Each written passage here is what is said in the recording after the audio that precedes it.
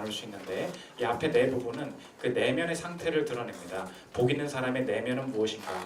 그리고 이런 사람이 5번째부터 8번째까지 그러면 이 사람이 관계 속에서 어떻게 행동할 수밖에 없는가?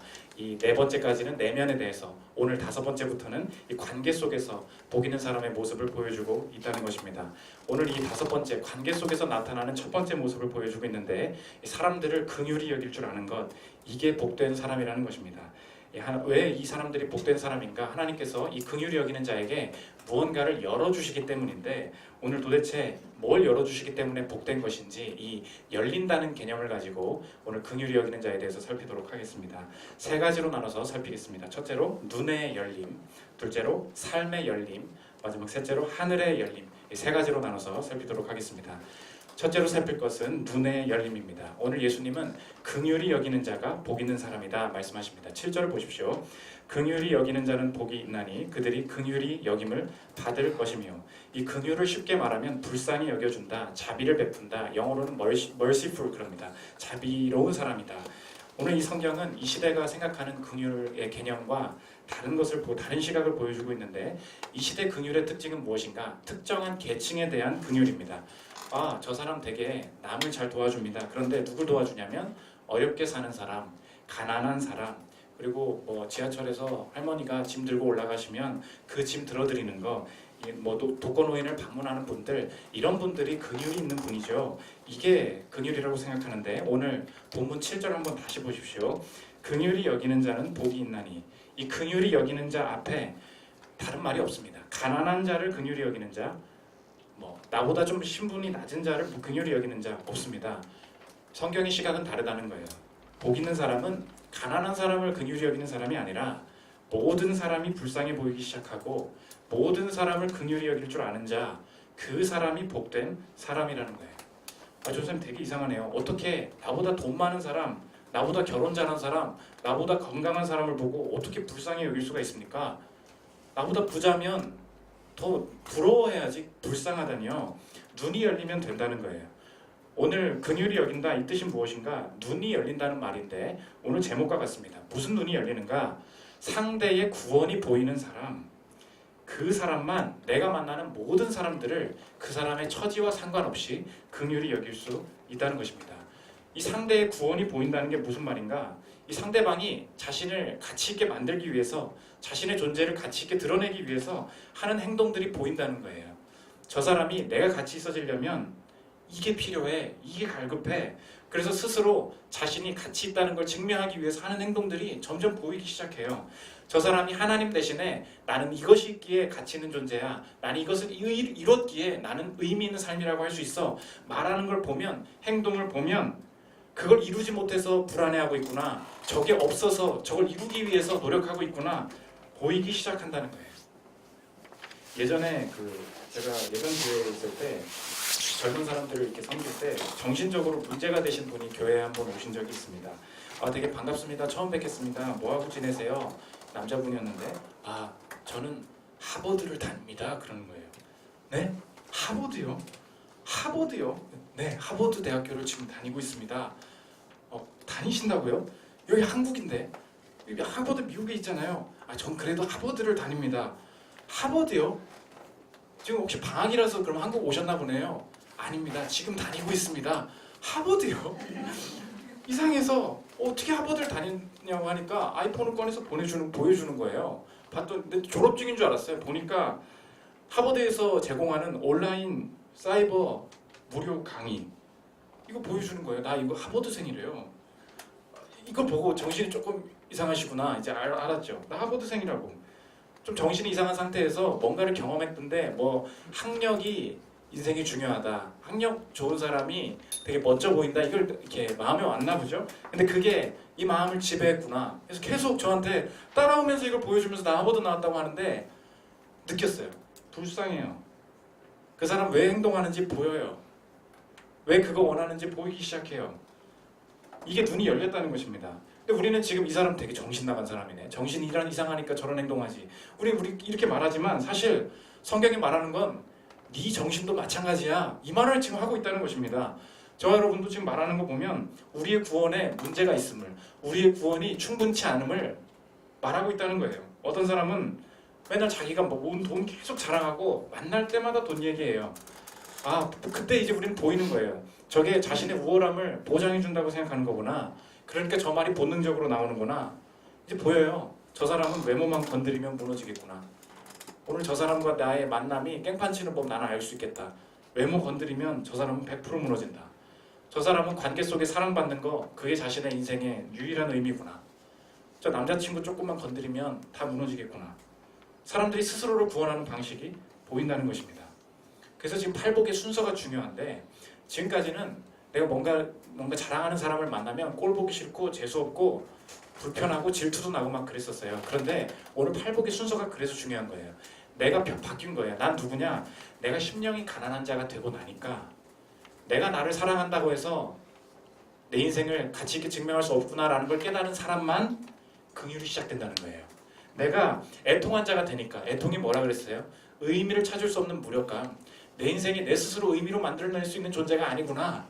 그거 포기한 사람, 내가 내 힘으로 의미 만드는 거 포기한 사람만 다른 사람이 다른 것으로 구원을 만들려는 것을 볼 때 불쌍해 보이기 시작한다는 거예요. 내 삶의 의미가 하나님밖에 없구나. 나를 조건 없이 사랑하시는 그분과 동행하는 것밖에 없구나. 이걸 아는 사람만 보이기 시작하는데 나보다 돈 많은 사람도 불쌍해 보이고 예쁜 사람도 불쌍해 보이고 형편이 나은 사람도 불쌍해 보여요. 요약하면 긍휼히 여긴다, 불쌍히 여긴다. 이것은 무엇인가?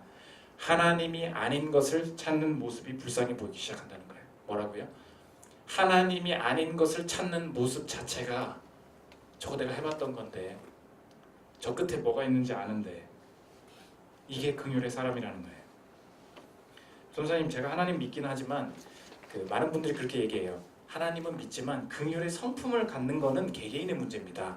이건 기질의 문제 아닙니까?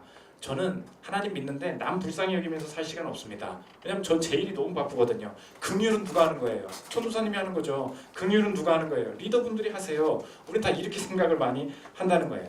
성경은 뭐라 그러냐? 긍휼이 선택사항인가? 긍휼이 은사인가? 그렇지 않다는 것입니다. 참된 그리스도인들이 되면 모두 긍휼할 수밖에 없다는 거예요. 왜? 내가 이 남을 긍휼히 여기는지 이걸 꼭 점검해야 되는 이유는 남을 섬기기 위해서가 아니라 사실 내 긍휼이 없다는 말은 사실 나는 하나님을 믿지 않고 나의 구원도 다른 것에 있다는 것을 증명해 주기 때문이라는 거예요. 이게 무서운 거예요. 우리는 긍휼이 다른 사람을 위해서 한다고 생각해요. 근데 오늘 성경은 뭐라 그러냐? 너가 긍휼이 없구나. 그건 은사가 없는 게 아니야. 기질이 다른 게 아니야.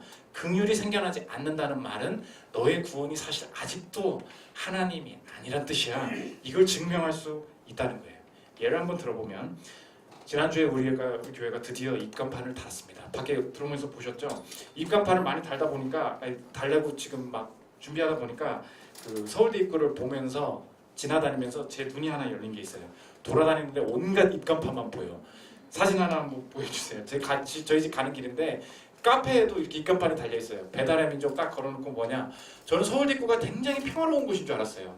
근데 교회 입간판 찾으려고 엄청 노력하다 보니까 얼마나 이 서울대 입구가 전쟁터인지가 보이는 거예요. 저 지금 뭐라고 말하는 저 소리가 들려요.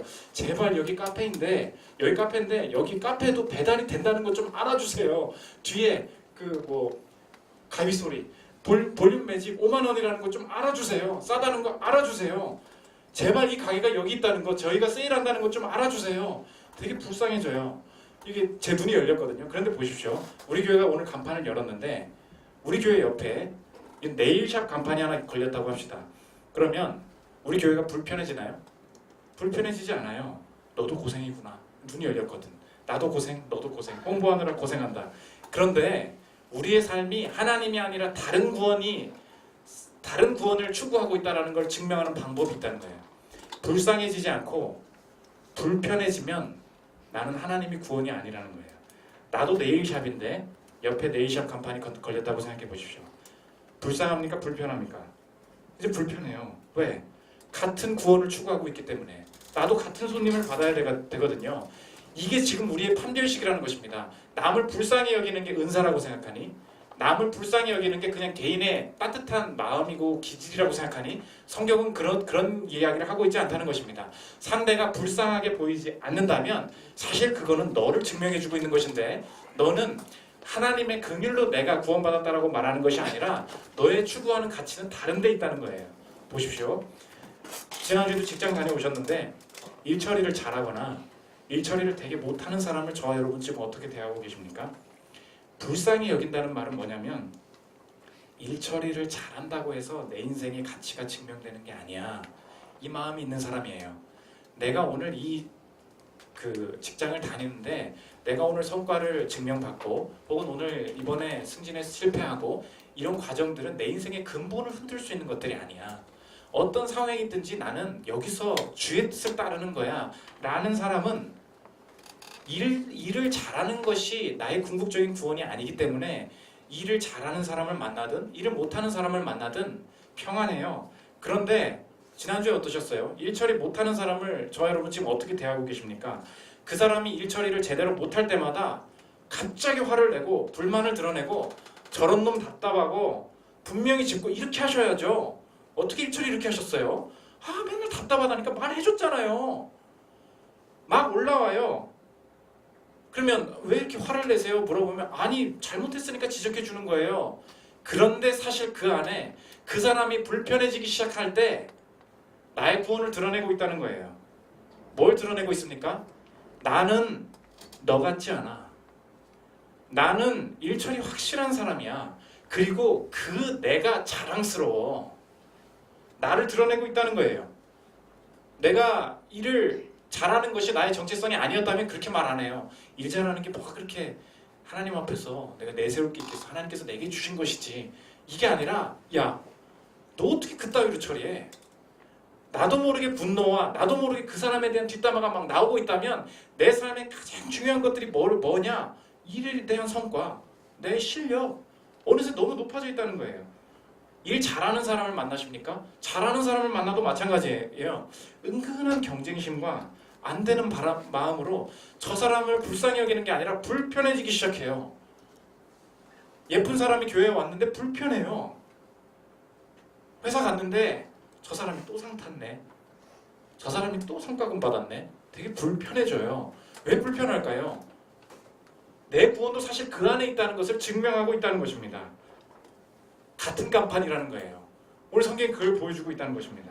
오늘 남자친구나 여자친구 혹은 아내와 남편 사이에 불쌍히 여긴다는 말은 저 사람의 사랑 이전에 저 사람이 나에게 사랑을 주기 이전에 내 자신이 하나님께서 긍휼로 품어주신 존재다.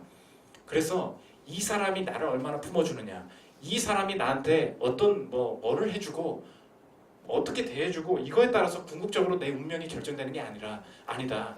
내가 사랑받는 존재다 속에 교제를 시작하면 부족함이나 아쉬움들이 품어지기 시작해요. 그 사람의 어려움들을 불쌍히 여기기 시작해요. 그런데 남자친구가 불편해요. 여자친구가 불편해요. 아내와 남편이 불편해요. 언제부터 불편해지는가? 구원이 하나님께 있지 않고 그 사람으로부터 같은 간판 달고 있어요. 나는 너로부터 만족을 얻어야 되고 너는 나를 편하게 해줘야 되는 사람이에요. 당연히 서로를 섬겨야죠. 그런데 그 간판이 너무 높아졌어요. 이 간판이 내 유일한 간판이 됐어요. 그래서 은근히 결혼 준비하면서 조건을 걸고 평가하기 시작합니다. 은근히 준비해야 될 것들을 요구해요. 내가 너보다 더 많이 뭔가를 해주고 있다는 걸 네가 알아야 된다는 걸 이야기해요. 우월함을 막 이야기하기 시작해요. 불쌍히 여길 때 내 것으로 섬기겠다는 생각이 들었었어요. 그런데 내가 가진 어떤 학력이나 내가 가진 능력이 나의 정체성이 되는 순간 관계가 깨지는데 어떻게 깨지냐? 불쌍이 아니라 불편으로 바뀌어요. 너 때문에 내가 이 고생이야. 다 깨진다는 것입니다. 보이십니까? 긍휼은 남을 향한 게 아니라는 거예요. 긍휼은 한 사람의 은사가 아니라는 거예요. 긍휼이 무엇이냐? 하나님을 안 믿더라도 나를 증명하려는 구원을 추구하는 수단이 무엇인지 보여주는 시금석이라는 것입니다. 저와 여러분, 긍휼이 없어요. 그렇다면 자기의 내가 불편하게 생각하는 곳에 나를 구원하려는 시도가 분명히 있다는 것입니다. 이 눈이 열려야 된다는 거예요. 오늘 뭐라고요? 긍휼은 눈이 열리는 것이다. 다른 사람이 저것 때문에 구원받고 싶어, 저걸로 구원받고 싶어 하는구나. 보이세요? 근데 보이는데 처음엔 그 질투였어.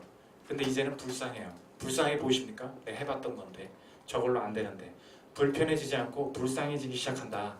이게 바로 내 자신을 깨닫고 이 상대의 구원을 깨닫는 눈이 열리는 사람이라는 것. 이 사람이 복이 있다. 성경이 말씀해주고 있다는 것입니다.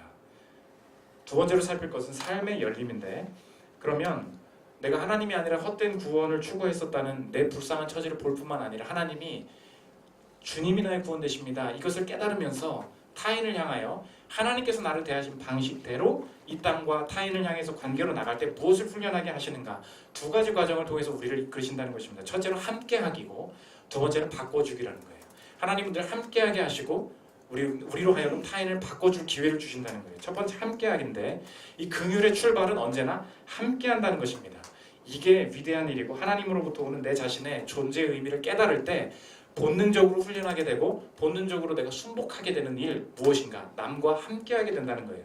오늘 예수님이 세리와 죄인들을 만나면서 하시는 행동 함께 하십니다. 오늘 9장 10절 11절을 보십시오. 예수께서 마태의 집에서 앉아 음식을 잡수실 때에 많은 세리와 죄인들이 와서 예수와 그와 제자들과 함께 앉았더니 바리새인들이 보고 그의 제자들에게 이르되 어찌하여 너희 선생은 세리와 죄인들과 함께 잡수시느냐? 예수님이 무엇을 하셨습니까? 함께 계셨다는 거예요. 예수님이 함께 계실 때 특징이 뭐냐? 서로가 불편해하지 않았다는 것입니다. 왜? 예수님은 그들과 말씀하실 때 야, 내가 하나님이야. 야, 내가 너보다 우월해. 우월하고 너는 답답한 이야기를 하고 있구나. 지식으로, 우월함으로 뭔가 하나님이 아닌 다른 것으로 자신을 증명하려고 하시지 않았어요. 그러니까 상대가 불편함을 느끼지 않는 거예요. 너희 저 악한 놈들, 너 세금 떼먹은 놈들, 이렇게 하지 않고 함께 계셨다는 것입니다. 그래서 그 사람들은 이 예수님을 만날 때 편함, 불편해하지 않았어요. 서로가.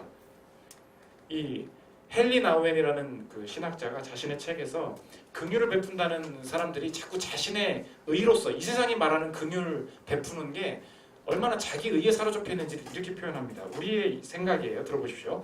우리는 이렇게 말한다. 왜 제가 이 사람들을 방문해야 되죠? 어차피 제가 할 수 있는 일이란 아무것도 없는데 말이에요. 할 말도 없다고요. 도대체 제가 무슨 소용이 있단 말입니까? 하지만 종종 우리는 정말 중요한 사실을 잊는다. 이렇게 무익하고 젠체하지 않고 겸손하게 서로 함께 있어주는 가운데 우리가 진정으로 위로와 위안을 느낀다는 사실을 말이다. 누군가와 그저 함께 있어준다는 것은 어려운 일이다. 이게 진짜 어려운 일이라는 거예요. 그 일은 우리에게 상대방과 동일하게 상처받기 쉬운 상황으로 들어갈 것을 요구하기 때문이다. 저와 여러분이 아무리 능력이 좋아도 함께 경험한 사람을 경험해보지 않은 사람을 인정 안 하고 그 마음을 모르는 사람을 인정하지 않는 이유가 무엇인가? 함께 있는 것 그 자체에 사실 긍휼의 가치, 회복의 능력이 있기 때문입니다. 거기에 회복의 지혜가 다 있다는 거예요. 우리 교회 그 현수 전도사님이 옛날에 그 사업 시작했을 때 이야기인데 그 옛날 교회 앞에서 돗자리 가판 깔아놓고 티셔츠를 팔던 가판 그 아스팔트 사업가예요. 사실 현수 전도사님이 사업에 기질이 있는데 한 사업하는 형이 그걸 본 거예요. 아주 애쓴다. 그분은 사업이 잘 나가고 있었거든요. 어떻게 생각했을까요? 이거 될 사업이다 그렇게 보였을까요? 티셔츠 몇 장 파는 거 조언했을까요? 너 이러면 망해 이랬을까요? 그분이 이제 전에 들은 얘기인데 그분이 이렇게 말씀하셨다는 거예요. 현수야, 난 너의 시도가 너무 좋다. 그리고 뭐라 그러냐? 너 이거 실패하면 나한테 다 가져와. 이 옷 다 가져와. 내가 이거 다 살 거야. 알았지? 걱정하지 말고 난 너의 모습이 너무 좋다. 내가 그 옷 다 살 거야. 걱정하지 마. 이 사업가는 긍휼이 뭔지 알고 있는 사람이에요. 보세요. 사업을 했어요. 내가 성공한 상태예요. 그런데 자신의 우월함이 자신의 정체성이 되지 않았습니다. 불편하지 않아요. 사업을 성공한 사람과 사업을 이제 시작해서 뭣도 못하는 사람을 서로 만났는데 불편하지 않다고요. 왜요? 내가 이 정체성을 가지고 남을 대하지 않아요. 조언하지 않았습니다. 뭐부터 시작해요? 함께하기. 혹시 다 안 팔리면 나한테 가져와. 내가 다 살게. 무슨 뜻이에요? 너의 사업을 판단하기 이전에 내가 너와 함께하기를 원한다. 이게 긍휼의 시작이라는 것입니다. 이게 하나님께서 우리에게 다가오시는 중요한 특징인데 하나님은 어떤 분이신가? 하나님은 우리와 함께하시는 분이다. 뭘 어떻게 함께 하시는가? 여기서 한 걸음 더 나가야 돼요. 하나님은 우리와 함께 하신다. 어떻게 함께 하시냐? 유익해서 함께 하신 게 아니라는 거예요. 우리가 그걸 기억해야 된다는 것입니다. 우리가 늘 뭔가 인생이 풀리지 않고 뭐 돈을 제대로 벌지 못하고 할 때 늘 우리가 자괴감에 빠지는 게 뭐냐면 내가 유익을 주지 못하는 사람이다. 내가 뭐 하나님 앞에 내세울 게 없는 사람이다. 이것 때문에 하나님과 함께 하시면 흔들릴 때가 있는데 하나님은 함께 하신다. 우리와 함께 하신다. 어떻게 함께 하시느냐? 내가 유익해서 함께 하시는 게 아니라는 거예요. 조건 때문에 나를 불편하게 여기시는 것이 아니라 조건과 관계 없이 너와 함께 하기를 원한다. 그 사랑이 즐거운 사람이 남과 함께 할 수 있다는 거예요. 사람은 자기 존재가 가장 기분 좋아지는 것을 남에게 하게 되어 있습니다. 뭐라고요? 사람은 내가 가장 기분 좋아졌던 경험을 남에게 하게 돼 있다고요. 군대에 나온 사람들 보세요. 군대에서 남을 이렇게 내리깔아서 자신을 증명하기를 좋아했던 사람. 야, 너 제대로 해. 너 제대로 안 됐네. 이렇게 훈계하면서 자신의 가치를 드러냈던 사람들, 그 밑에 사람들 어떻게 하시는지 아세요? 그걸 보잖아요. 야, 너도 저렇게 행동하니까 되게 높아 보이네. 그거 배운 사람들은 다른 사람 만났을 때 꼭 그래요. 자기 동생이면 자기 형인 거 꼭 얘기해요. 자기가 그 높은 사람이고 뭐 가진 사람이면 꼭 밑에 사람한테 그 부분을 꼭 얘기한다고. 왜? 이 방식대로 기분 좋아지는 방법이 내 인생의 정체성이거든요. 그런데 하나님 앞에서 조건 없이 사랑받는 게 제일 기분 좋은 거야. 이걸 아는 사람만 그냥 함께 해줄 수 있어요. 이걸 아는 사람만. 내가 너를 유익해서 다가가는 거 아니야. 이게 함께하기의 시작이라는 것입니다. 저와 여러분이 지금 함께하는 거를 싫어하는 사람들이 있다면 사실 아직 그 사람의 행동 속에 상대를 받아들이기 싫어하는 나의 자아와 구원이 있기 때문입니다. 헛된 지식 없는 애들 싫어하시죠? 나랑 정치적인 생각이 다르면 싫죠. 말도 하기 싫죠. 게으른 것들, 수준 낮은 것들, 나보다 성실하지 못한 애, 그리고 뭐 몸매 관리도 할 줄 모르는 애, 뭐 외모도 별로인 애 싫죠. 내 의의가 거기 있어요. 아직도 그게 나를 구원하는 증명하는 구원이라고 생각한다는 것입니다. 긍휼의 실천이 무엇인가? 함께하기. 일단 예쁘다고 말해 주십시오. 일단 같이 하고 싶다고 이야기해 주세요. 그럴 수 있다고 말씀해 주십시오. 이게 긍휼의 시작이라는 것입니다. 두 번째, 함께 있기만 하느냐? 바꿔주기. 하나님은 함께 하시는 곳에서 일을 일으키시는데 바꿔줄 기회를 내게 주신다는 거예요. 예수님은 이 죄인들과 함께 하시면서 야, 음식 먹는 게 내 목적이야. 뭐가 중요해? 죄가 뭐가 중요해? 야, 먹고 마셔. 이러지 않으셨어요. 그들의 삶을 다른 것으로 삶의 구원을 바꿔주셨습니다. 오늘 평행 본문인데 마가복음 2장 15절 한번 보십시오. 그의 집에 앉아 잡수실 때에 많은 세리와 죄인들이 예수와 그의 제자들과 함께 앉았으니, 그 다음이에요. 이는 그러한 사람들이 많이 있어서 예수를 따름이러라. Many who followed him. 따르는 사람이 많았다, 이렇게 얘기합니다. 죄인들의 반응이 어땠냐? 예수님 식사하러 오셨네요. 근데 점점 바뀌어요. 죄인들이 자기 생각 같았으면 어떻게 되겠어요? 내일도 또 와. 그죠? 내일도 또 오세요. 재미 좋네. 내일도 또 와줄 거죠? 다음 달에도 와주실 거죠? 우리한테 오세요. 이렇게 돼야 되는데 힘의 균형이 바뀌기 시작합니다. 어떻게 해요? 예수 쪽으로 따라가기 시작한다는 거예요. 긍휼로 함께 할 때 새롭게 이끌 기회가 생긴다는 것입니다. 이 긍휼의 사람에게 하나님께서 이 사람들의 구원을 바꿔주고 이끌 수 있는 권능을 주신다는 거예요. 이게 하나님의 해결책이라는 것입니다. 밥 사준다고 되는 게 아니에요. 그냥 함께만 있어주면 되는 게 아니라고요. 함께 할 때 하나님께서는 내 정체성을 묵상하게 하시는데 내가 긍휼로 살았던 존재다. 그리고 저 사람을 바라볼 때 아직도 내 마음속에는 어휴, 저 잘못된 선택한 놈, 어휴, 저놈 때문에 내 가정 망친 놈, 저놈 때문에 우리 교실이 안 돼, 저놈 때문에 우리 회사가 안 돼 라고 생각하기 이전에 내가 긍휼로 존재하는 자이기에 맨 처음 저 사람의 밑바닥 속에서 내가 긍휼로 저 사람을 대해야 되겠다, 그거를 실행할 때 하나님께서 그 긍휼 안에 예수의 권능으로 말미암아 그 사람을 구원할 수 있는, 나를 통한 구원이 내가 잘해줘서 내가 전략을 짜서가 아니라 내 그 영적인 깨달음 속에 거기에 권능으로 함께 하신다는 거예요. 오늘 진짜 안 변하고 가정에 짜증나는 사람들 있으시죠?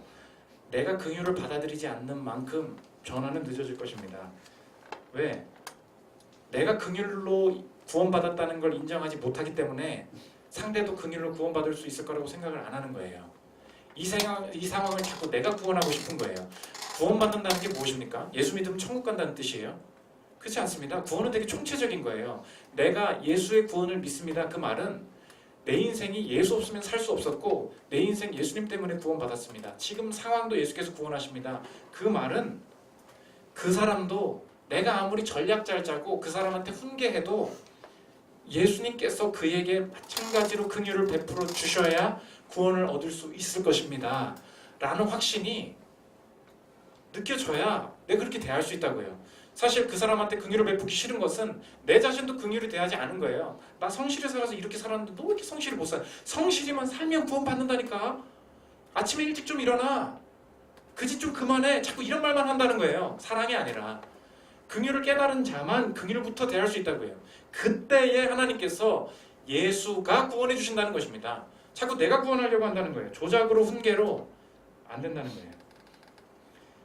많은 사람들이 되게 모르는 숨겨진 얘기인데 그 뉴욕에서 사역하시는 우리 전 세계로 지금 가장 영향력 많이 미치시는 분이지 않습니까? 팀 켈러 목사님의 숨겨진 얘기가 있습니다. 동생이 있는데 동생이 그 에이즈에 걸려서 세상을 떠났어요. 죽었어요. 가족 전체가 고난에 휩싸였었습니다. 고난의 길을 걸었던 자기 이야기예요. 우리 가정이 함께하기, 바꿔주기 이걸 통해서 어떻게 벗어나는지 한번 들어보십시오. 자기 고백이에요. 내 동생 빌리는 에이즈를 앓는 동성애자였다. 반면에 부모님은 동성애를 죄로 규정하는 전통적인 교회의 가르침을 굳게 믿는 크리스천이었다. 동생의 병세가 최악으로 치닫고 병원에 입원할 수밖에 없는 상태가 되자 부모님은 수천 킬로미터를 가로질러 날아왔다.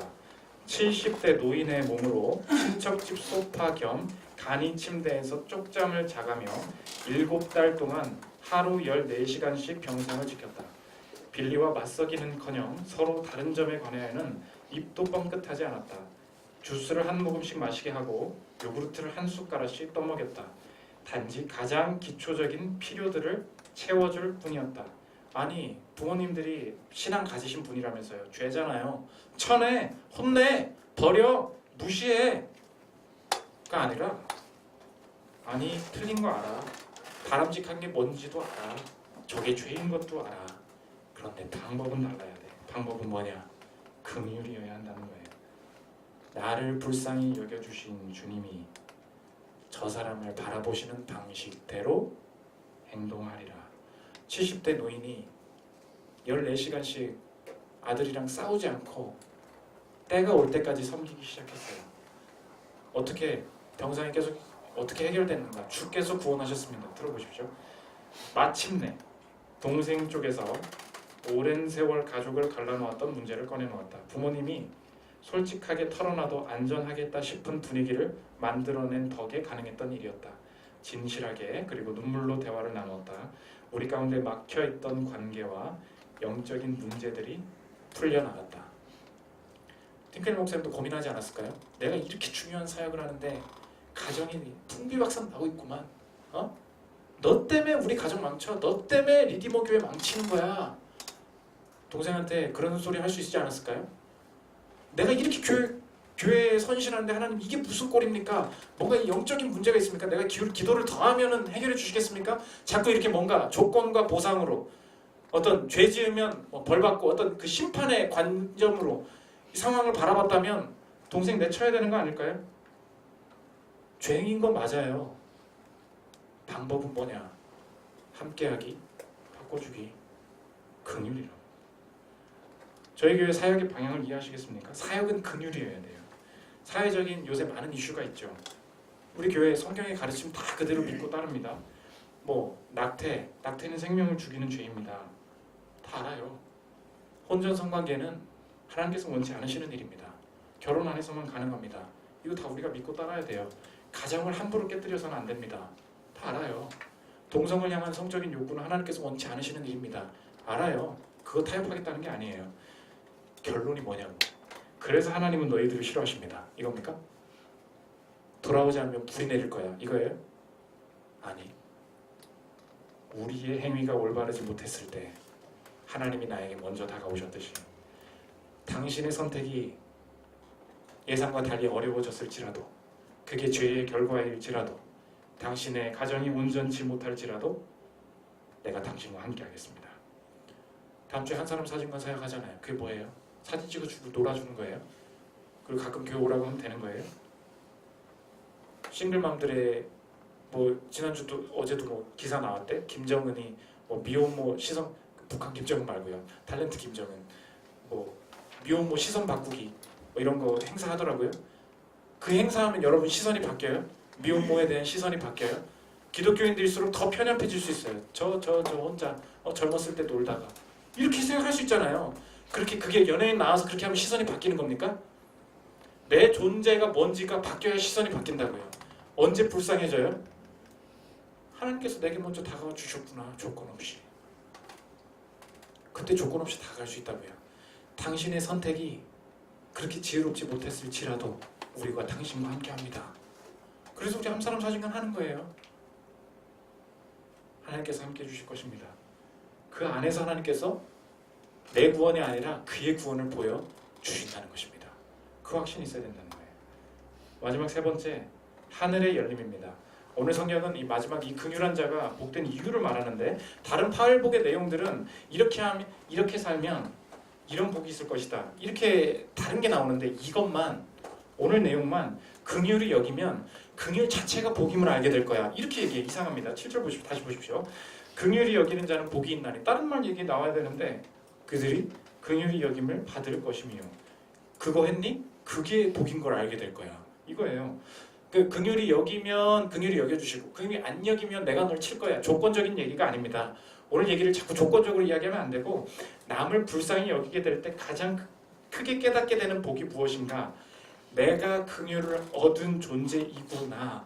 이걸 깨닫는 게 너의 복이 될 거라는 거예요. 뭐가 오는 게 아니라 이미 너에게 긍휼이 주어져 있었음을 깨닫게 될 거야.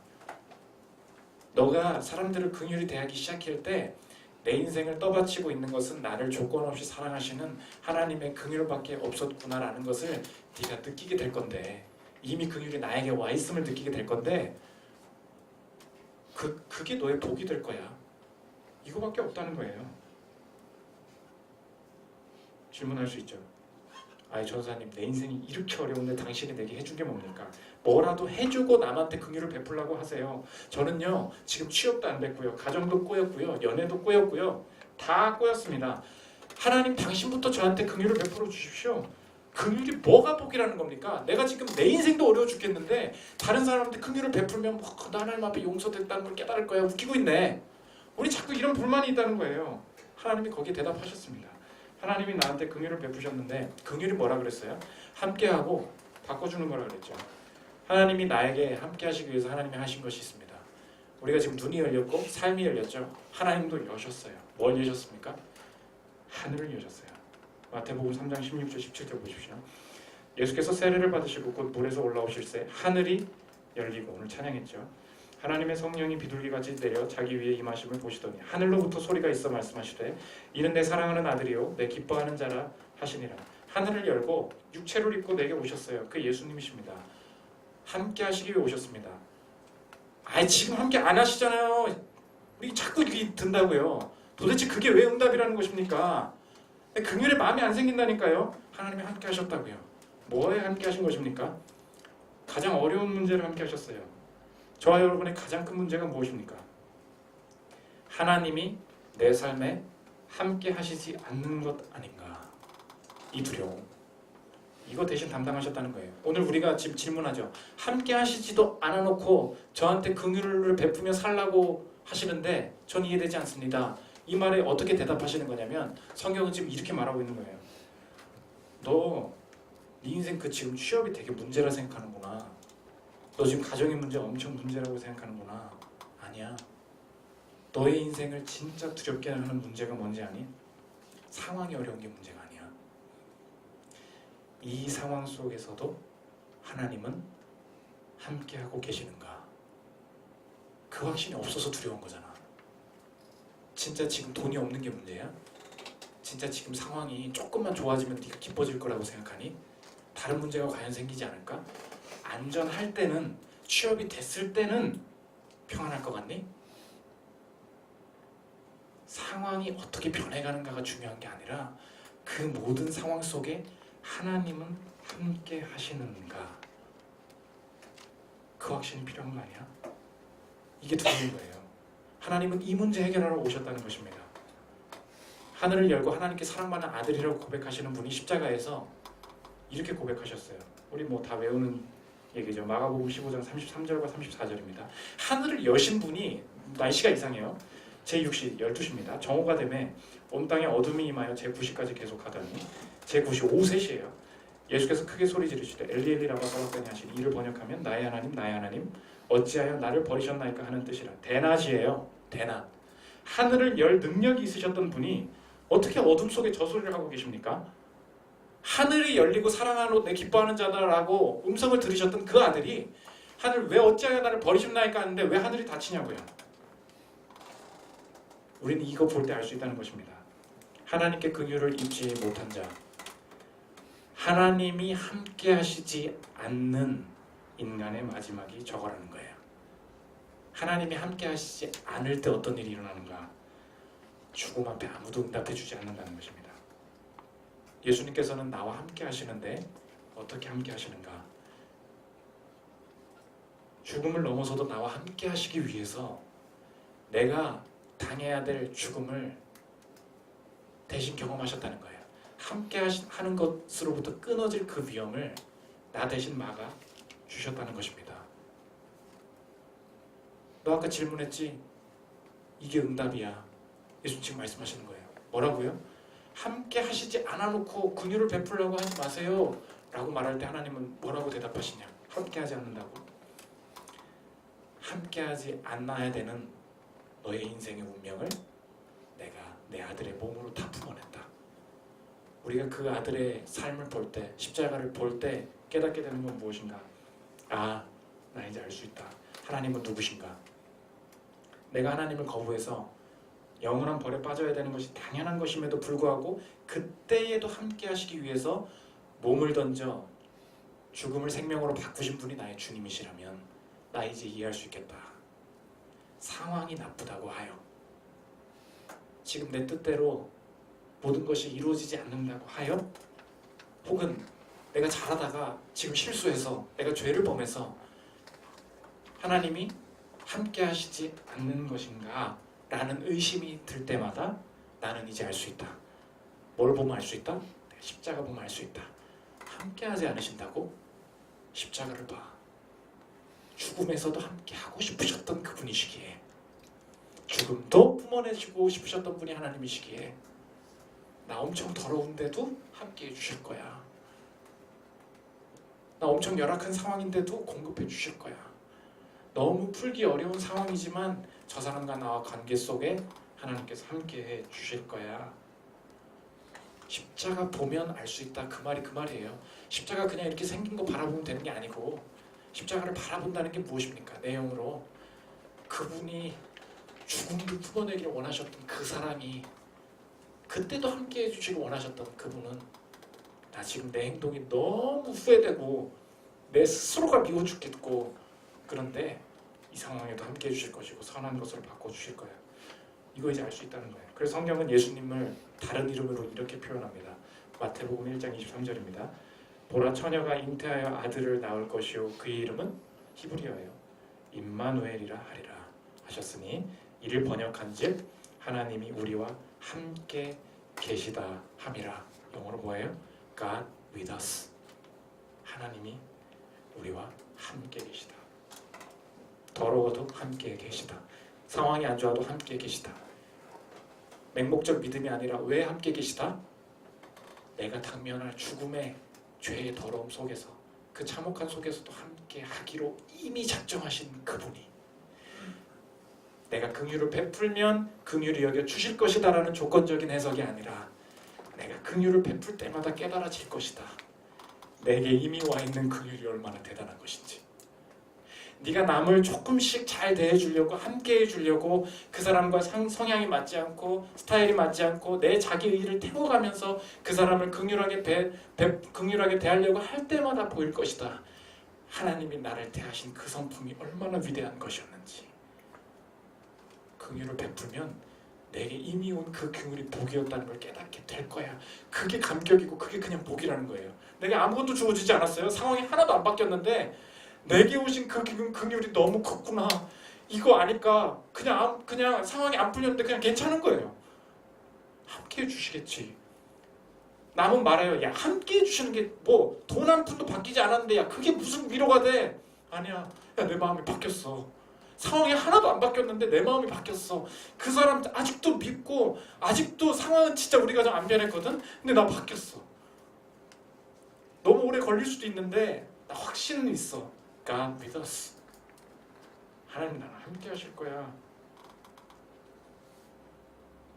저 여러분, 이제 알 수 있어요. 아, 취업 안 됐다고 해서, 문제 안 풀린다고 해서 그 사람의 지긋지긋한 그 짜증과 분노가 우리 안에 있다고, 우리 가정 안에 있다고 해서 하나님이 함께 하시지 않는 게 아니라, 죽음 속에서도 선을 만들어내신 하나님이 이 상황 속에서도 나와 함께 하시고, 내 뜻대로가 아니라 그의 뜻대로, 그의 구원의 방식대로 나와 주변의 삶 가운데 내주시겠구나.